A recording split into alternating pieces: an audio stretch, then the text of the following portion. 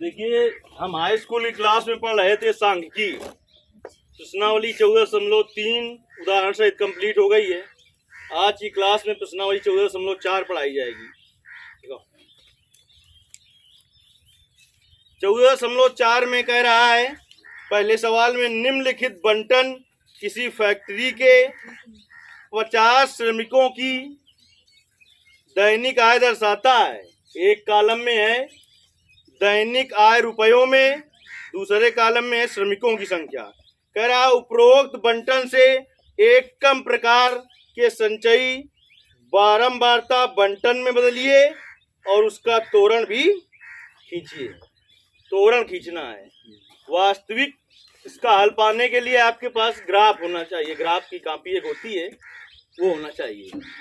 तो आपको ग्राफ की कॉपी में चित्र बनाना है आपको, क्योंकि अंसार में भी इस तरीके के सवाल मिलेंगे। और अब ये ज़्यादा इसके भी आने के चांस है, क्योंकि ये नया सिलेबस में जुड़ा है अभी। क्योंकि ये आपकी जो समांतर माध्य है और माध्यिका ये पहले से थी, बहुला का भी जुड़ा और तोरण जुड़ा है। तो तोरण के भी आने की काफ़ी उम्मीद है। इसमें दो प्रकार के तोरण खींचे जाते हैं, एक कम प्रकार का, एक अधिक प्रकार का। देखिए, पहले सवाल में कम प्रकार का है, तो कम प्रकार का बताएंगे आपको। कह रहा निम्नलिखित बंटन किसी फैक्ट्री के 50 श्रमिकों के दैनिक आय को दर्शाता है। एक कॉलम में लिखा है दैनिक आय रुपयों में, दैनिक आय रुपयों में। दूसरे में लिखा है श्रमिकों की संख्या।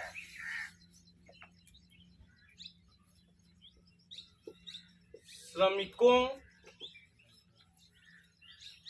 की संख्या।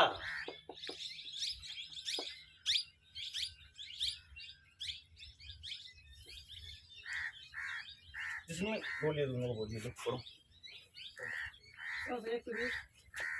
100 से 120, 120 से 140, 140 से 160, 160 से 180, 180 से 200। फिर क्या दिया है? श्रमिकों की संख्या कितनी दी है? 12, 14, 8, 6, 10। देखिए, अगला कॉलम आपको बनाना पड़ेगा संचयी बारंबारता का। इसका बनाना पड़ेगा संचयी बारंबारता का। और संचयी बारंबारता खींचना आप जानते हैं।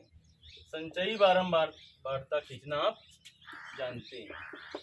संचयी बारंबारता, देखिए संचयी बारंबारता। पहला इसे लिख दिया जाता है, फिर क्या करते हैं? जोड़ते चले जाते हैं। ठीक, जोड़ दीजिए। इसमें कितना होगा? 26 में 8 जोड़ेंगे 34 होगा। 34 में 6 जोड़ेंगे 40 होगा। और 10 50 होगा। ऊपर दिया था कितने श्रमिकों के लिए दिया था? 50। तो इससे आपको ये पता चल जाता है कि आपने जो जोड़ा है वो सही जोड़ा है कि नहीं जोड़ा है। 50 ही था, 50 आ गया।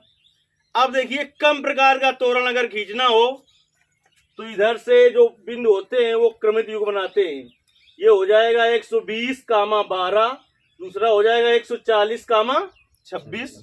तीसरा हो जाएगा 160, 34। चौथा हो जाएगा 180, 40। और पांचवा जो क्रमित बिंदु प्राप्त होगा वो होगा 200, 50। अब देखिए, अगर आपको ये समझ में आ रहा हो कि कैसे होगा, ये लिखा है 100 से 120, यानी ये लिखा क्या है? 100 से 120 का मतलब ये आपके पास ये लिखा है कि 100 से ज्यादा है और 120 से कम है। तो इसे हम लिख सकते हैं यहाँ पर सीधे सीधे 120 से कम। कम प्रकार का तोरण खींचना है ना, इसका मतलब क्या हो जाएगा? 140 से कम। भाई 120 से 140 का मतलब क्या हुआ? 140 से कम। 140 से कम, इसका मतलब क्या हो जाएगा? 160 से कम। और इसका मतलब क्या हो जाएगा? 180 से कम।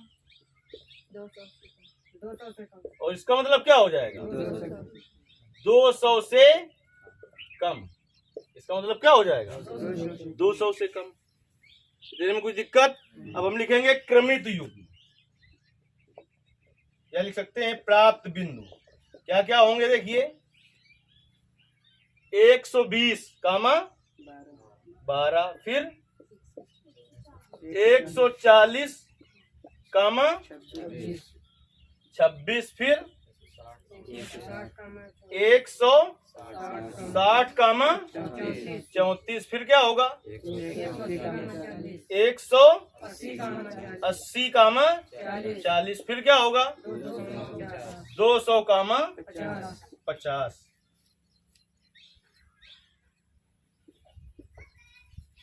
अब देखिए, आपके पास ग्राफ की जो कॉपी होगी, तो ग्राफ की कॉपी में एक ऊर्ध्वाधर लाइनें होती हैं और क्षैतिज लाइनें होती हैं। जब आपके पास ग्राफ की कॉपी नहीं है तब आप देखिए अभी कैसे करेंगे। फिर इधर ये x हो गया, ये x डैश हो गया, ये y हो गया, ये y डैश हो गया। आई बात समझ में? ये क्या है? आपका मूल बिंदु है, पता है ना? अब देखिए, इस अक्ष में सबसे कम कितना चाहिए? 120, और सबसे अधिक 200। तो 120 से लिखना शुरू करें। एक जो बड़ी लाइन होगी ग्राफ की कॉपी में, तो वहां पर लिखेंगे 120, फिर 130, 140, ऐसे लिखते चले जाएंगे पहला। अब जब आप पटरी से कर रहे हैं तो 1 सेंटीमीटर 1 सेंटीमीटर में चिन्ह लगा लेंगे। आप 1 सेंटीमीटर में चिन्ह लगा लेंगे तो यहाँ पर क्या हो जाएगा? 120, फिर क्या हो जाएगा? दूसरे में 140, फिर 160 तीसरे सेंटीमीटर में, फिर 180 और 200। ठीक। अब इसके बाद इधर देखिए कितना कितना माना जाए 1 सेंटीमीटर में। ऐसा मान लें कि ये सब कुछ आ जाए। ठीक। अगर 5 मानेंगे तो एकदम 50 में जाना है। कितने में पहुंच जाएंगे हम? 10 सेंटीमीटर में 50 मिल जाएगी? नहीं मिल जाएगा? मिल जाएगा ना? तो पहला सेंटीमीटर होगा उसमें लिख देंगे कितना? 5। फिर दूसरा सेंटीमीटर जो होगा कितना लिख देंगे? 10, फिर 15, फिर 20, फिर 25, फिर 30, फिर 35, फिर 40, फिर 45 और फिर 50। 120 कामा 12। तो देखिए यक्स में कितना हुआ? 120 और वाई में कितना हुआ? 12। तो 120 इधर गए और 10 के ऊपर थोड़ा मिलेगा 12। तो ये बिंदु पहला हो गया कितना? 120 कामा 12। दूसरा बिंदु कितना है? 140 कामा 26। तो 140 ये गए और 25 के थोड़ा ऊपर गए। 140 ये गए और 25 के थोड़ा ऊपर गए। यहाँ पर क्या मिल गया? कितना? 140 कामा 26। फिर बेटा क्या है? 160 कामा 34। यहाँ पर गए 160 और यहाँ पर क्या गए? 34। 160 कामा 34। 160 कामा 34। फिर 180 कामा 40। यहाँ पर गए 180 और यहाँ पर गए 180 और यहाँ से गए कितना? 40। ये हो गया 180 कामा 40। उत्तर खोलो। यहाँ पर गए 200 और इधर गए 50। यहाँ से गए 200 और इधर से कितना गए? 50। तो हो गया 200 कामा 50। देखिए क्या करना होता है, तोरण खींचने में आपको पटरी का प्रयोग नहीं करना, क्योंकि ये सीधी रेखा थोड़ी होती है।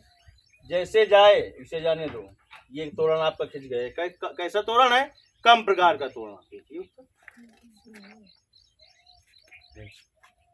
उत्तर नहीं दिए 14.4 का दिए। नहीं बना है क्या?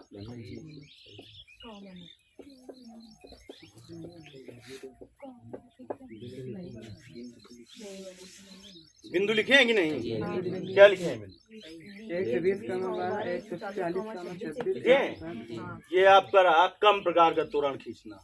कम प्रकार का तोरण जब भी खींचना हो, जो वर्ग अंतराल दिया था तो बाद वाला जो होता है वो ले लेते हैं, ठीक। और संचयी बारंबार वाला 12 ले लेते हैं। बात नहीं समझ में आई है क्या? आ गई है ना? चलिए करिए।